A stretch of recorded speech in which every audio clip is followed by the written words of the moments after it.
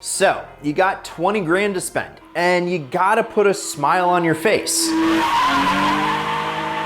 I'm talking smiles for miles, baby. Maybe you got a boring commute and you wanna spice it up with a fun set of wheels, or you just need something to make your friends jealous.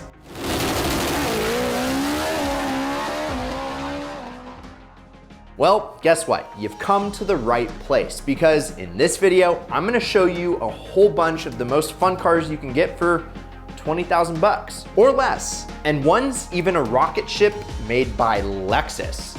So if you're new here, my name's Danger. Go ahead and smash that subscribe button and turn on that notification bell, because, well, we drop new content pretty much every other day. And buckle up, let's go. Today's video sponsor is Honeygain. Honeygain can earn you passive income just by sharing your internet connection. So Honeygain is a simple app that you can get on your phone. You can also have it on your Mac OS, Windows, your desktop, and it's a legitimate way to earn some extra money. Now, it's probably not gonna cover your living costs each month, but it's gonna make you some extra money each month, and who doesn't want that? So if you use our promo code or click the link down in the description, you will get $5 credited to your account straight away. And Honeygain is safe and legitimate. You see, it only uses your internet connection. It doesn't collect any personal data, and your connection to the app is fully encrypted. So if you have a mobile data plan, for example, and you have some gigabytes left over at the end of the month, you could be making some money on it. And Honeygain pays $1 for every 10 gigabytes of data you share with them. And it's really easy to sign up. So click the link down in the description, make an account, and have Honeygain running in the background on your device, and you could be making a little extra cash. Thank you, Honeygain, for sponsoring this video, and thank you for supporting the sponsors that support us so we can make free content for you. And remember, you get $5 when signing up with our promo code. Okay, back to the show. Now I'm gonna say a word, and I want you to let me know what the first thing pops in your head is. Mitsubishi. Do you think of some crappy little Econobox? Or maybe you think of Brian O'Connor's Lancer? Yeah. First up on this list, we're talking about the Evo. And the Mitsubishi Lancer Evolution is one of the most legendary all-wheel drive cars ever. Bred off the beaten path and proven in the stages of rally. From the original Lancer Evolution 1 in 1992, all the way up until the car got the axe back in 2015, which was a very sad year. Evos have been making claims and taking names, specifically the STI. Sorry. And that's both on and off the street. Mitsubishi developed a race-ready road car to take on anything that drivers were willing to throw at it. And because of how good it is off-road, it's a perfect choice for those who live in, well, more than one season climates. Not only can you carve the canyons, but you can also take your Evo up to the mountains during the winter. And it's powered by the one, the only legendary 4G63T, and this thing was made for more power. And if you want to learn more about the best 4-cylinders of all time, check out the video up here.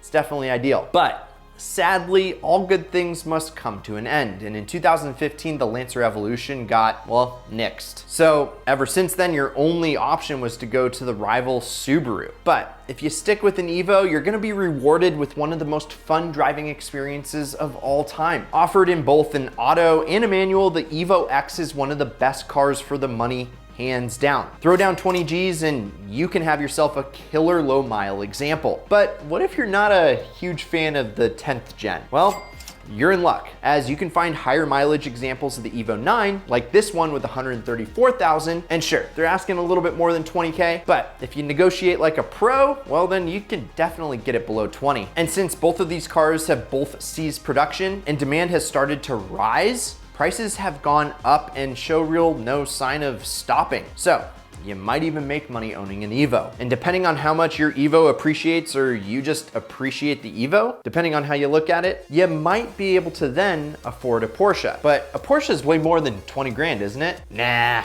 Not a Cayman S. And yes, I know it's not a 911, but it actually is the better driver's car. And it's still a Porsche. You see, the 987 Cayman S is one of the best Porsches at any price point. And we're not exactly working with a Porsche budget. Yes, the 911, it's the quintessential Porsche.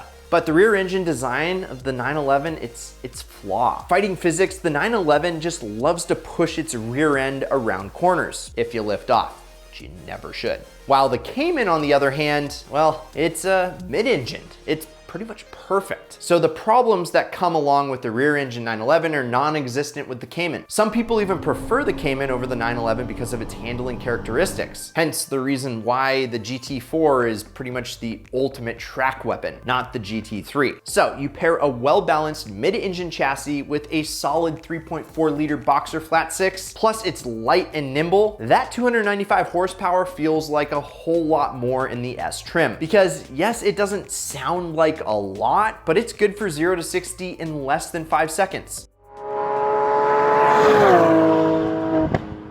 And unlike the Evo, the Cayman S is rear wheel drive, which is a ton of fun to push on back roads and through the canyons. It's kind of the perfect apex killer. And the fact that you can find a Cayman S, albeit with higher mileage for less than 20 grand, sounds pretty good to me. How about you? Well, if you want a lower mileage example, you'll have to shell out a few thousand more, or get yourself a Cayman, not the S, with low mileage, and you'll stay well under your 20K budget. Now, I know running costs might be a little bit more for a Porsche, so why not a Nissan Skyline? Well, you can get one. And yes, for 20 grand, you're not gonna get the GTR, but you will be able to get something really close, a GTS-T. And unlike the GTR, the GTS-T is rear wheel drive, or like I like to say, right wheel drive, making it the perfect drift machine.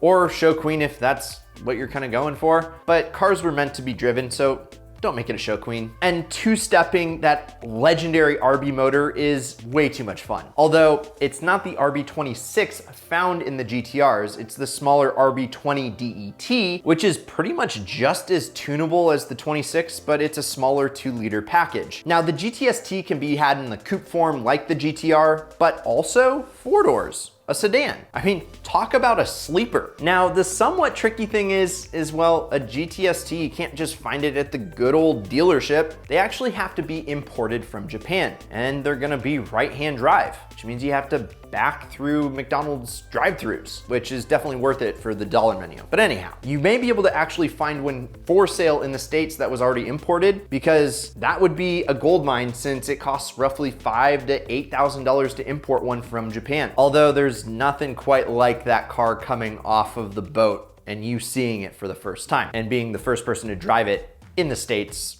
ever. But regardless, you can pick up this GTS-T coupe for under your 20K budget.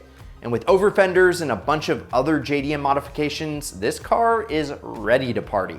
It's spicy, like extra spicy. But I know an early 90s car might be a little too old when you could have the younger sibling of the Skyline, the 370Z Nismo, which in a second, I'm gonna explain to you why it is such an incredible car. But what's also awesome, it's the perfect candidate to use with the ideal car strategies. And you could literally be driving a 370Z Nismo with $0 out of your very own pocket. Yeah, I built these strategies for people like you and me to learn the proper way to leverage financing, negotiate like a pro, and understand when to sell your car for a premium. So if you want to see if it's something for you, sign up for my free webinar where I teach you the 7 secrets to make money driving your dream car, by clicking up here. And what's so awesome is that most paid members have already bought their first ideal car without using any of their own money. So buy a 370Z by financing it for less than 300 bucks per month. And you definitely want to know how to buy the ideal spec so that you can sell it for a premium in 6 months.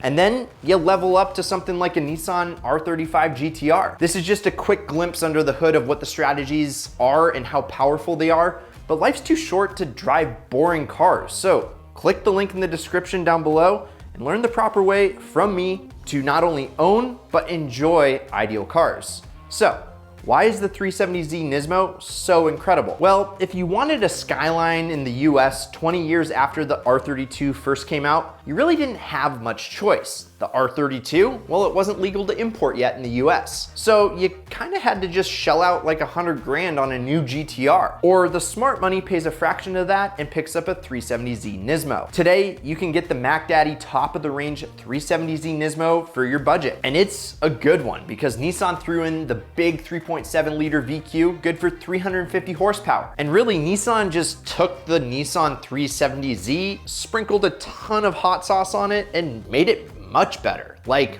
way better. While the looks are more subtle than the 350Zs, the 370 is way more capable. The Nismo version of the 370 builds on the already great platform by adding a dash of horsepower and extra revs and stiffening up the suspension without killing the ride. The result? Well, it's one of the best driving cars ever. Communicative steering really helps the car in the back roads. Push it on the track and you're sure to be surprised, but confidently surprised. And because the 370 Nismo will keep up with cars triple its price, you're gonna be the one laughing all the way to the bank. And for just under 20 grand, you can get yourself these 370Z Nismos that will terrorize the streets and the track. So the Nismo is definitely the way to go when you want a 370, but what happens when you want a Mini? Well, you get a Mini Cooper S JCW GP. That is a mouthful. I know what you're thinking. Why would you buy a Mini? Especially one that costs as much as some solid sports cars. But trust me, the GP is one that you will never regret driving, because the engineering at Mini went all out on this special model. And it's probably one that you've never even heard of before. Not only did they ditch the back seats, they upped the power and added a boatload of badassery. For the money, you can get yourself either the first generation GP1 or a second generation GP2. Both are brutal. The GP1 is powered by a supercharged 1.6 liter pumping out 215 horsepower. And if you opt for the newer GP2, it ditches the supercharger for a turbo while still outputting similar power. The GP is a special model that only comes out every 7 years. And unfortunately, the newer 2020 GP3 model is out, but it's out of our budget. And that's not to say that it's any better than its older brothers, because like the new car, the older cars are an absolute hoon to drive. While yes, they're lacking a little bit of power and they are front wheel drive, they're very balanced and they actually make up for it in fun. Plus, the lack of power just means you can rev it out even more on the street and really kind of drive it like you stole it. That is, while not breaking many laws. Or any laws, right? Never break any laws. My lawyer would tell me don't break any laws. Plus, I think the best part is you get exclusivity, because both the GP1 and GP2 Minis only sold 2,000 units worldwide, and only 415 GP1s came stateside, while just 500 came stateside with the GP2. So yes, they're hard to come by, but you go to a car show and no one else is gonna have them. But if you do your research and you use the strategies, you'll be able to find one and drive it, probably make money enjoying it. And check out this one that went on Bring a Trailer for just 15 grand. And the GP2s are commanding similar prices. And yes, the GP2, it's newer, it's a little bit faster, but it also weighs a little bit more, about 200 pounds heavier. So it really is up to you whether you want old or a little bit newer. But if you want something a little bit more muscly and, you know, something that's been turned to 11, well, have you seen the SALEEN S281 Mustang? Yeah, I think it fits the bill. And I think we've all heard of SALEEN, Steve SALEEN, and they're the manufacturer of the psychotic S7, one of my favorite cars of all time. And the thing I love about SALEEN is that they do a ton of upgrades to a bunch of different vehicles. And it's not just power upgrades. Oh no, they take a vehicle and restyle it and transform it into a whole new car. Oh, and they don't just do cars, they do trucks too. But their bread and butter is and always will be the Mustang. And one of the best is the S281. Sure, it might look like a standard Mustang to an untrained eye, but you and me, we know what it's hiding. In 2005, SALEEN became its own original equipment manufacturer instead of just a Ford tuning company. And the very first car that got the SALEEN treatment was the S281. What they did is they took a standard Mustang and redesigned key features like the entire front end, added low side skirts and aggressive wheels, plus a bunch of other sprinkles and cherries on top, which made the new car not only hug the road better, but they also added a ton more power. And that's really the best part. You see, SALEEN took Ford's 3-valve 4.6-liter V8 and threw some go-fast parts on it. And guess what? Voila, you get a beast just waiting to be tamed by you or me. I call the dibs. Now, there were 3 different levels of the S281 that you could get. The standard S281 with the 285 horsepower, the S281 supercharged with 400 horsepower, or the range-topping S281 Extreme with 500 horsepower. While the budget of 20 grand restricts the latter 2 models, the standard S281 still is able to hit 0 to 60 in less than 5 seconds. And when you're going to buy one, keep an eye out because, well, standard SALEEN S281s have received some power upgrades post-factory, like this one with a new intake and headers to push that power up past 330. And it's still significantly less than your 20K budget. You just want to make sure that those modifications were done right. And that's why we always get a PPI on any car that, well, we're gonna buy. This guy doesn't work.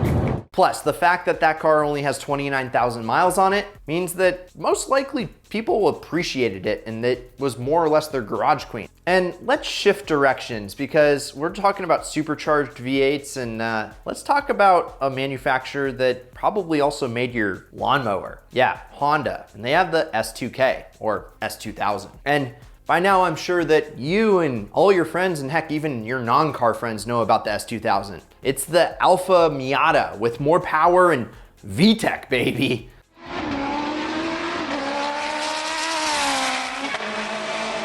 But it also has a bigger price tag. And the S2000 is one of the best cars to take on the back roads, period. Drop the top for more fun in the sun. Overall, the 240 horsepower 2-liter engine provides enough power for fun, but not enough to get you killed. And yes, while it does sound quite low, it only weighs 2,800 pounds, so it's pretty much as light as a go-kart. And oh yeah, it has a 9,000 RPM redline, so it makes it a ton of fun to rev it to the moon. And while it comes in manual only, which is one of the best shifting manual transmissions you will ever drive, the S2000 is a car that can easily be a daily driver. Not only do you get over 26 miles per gallon on the highway, which is extremely economical, except it is a Honda. The rear-wheel drive architecture and well-balanced chassis makes it a hoot to drive in traffic or on your favorite back road. And while yes, it's a Honda, it's reliable. I've seen S2000s go 200,000 plus miles and still have their original motor and be for sale. And yes, mileage does play a part in how much a car is worth, but you can actually find one with less than 6 digits on the odometer and still get it for less than 16K. But I know some of you guys, well, you need rear seats, but you still want to have a fun driving chassis. Well, let me point you this way to the BMW E46 M3, which I've owned 3 of these, and well, I owned them before they were cool because prices for these things are skyrocketing now. So you're probably gonna wanna use the strategies to pick one up before they hit $30, $40, or even $50,000, especially for a comp package. Now, you do have to choose between a manual and an SMG automatic, which I would choose the manual, but the SMG isn't as bad as everyone says it is. I've owned one. You can also get a coupe or a convertible. I've owned both. I prefer the coupe. And you can also get pretty much any color under the sun for your 20K budget. And one thing I loved about my E46s is that they were still relatively easy to work on. And you're gonna wanna look under the hood because that engine, that S54, is a work of art. It's a 3.2 liter inline 6 that provides over 333 horsepower. It's plus a balanced chassis, so it makes an absolute ripper. Now for your budget of 20K, I'd look for a 2003.5 or newer model with a 6-speed manual, and that will give you plenty of fun within your budget to just rip in the twisties. But what if you're a little bit worried about reliability and maintenance? What would be your best bet? Well, a Lexus with a V8, yeah, the ISF.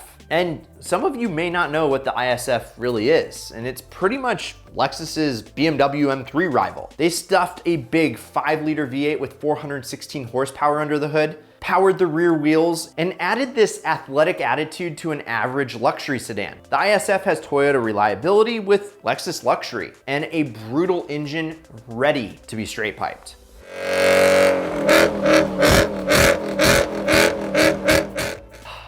So cool. Except those exhaust tips they're kind of weird, aren't they? Yeah, let me know in the comments if you agree. And also, while you're at it, hit the like button.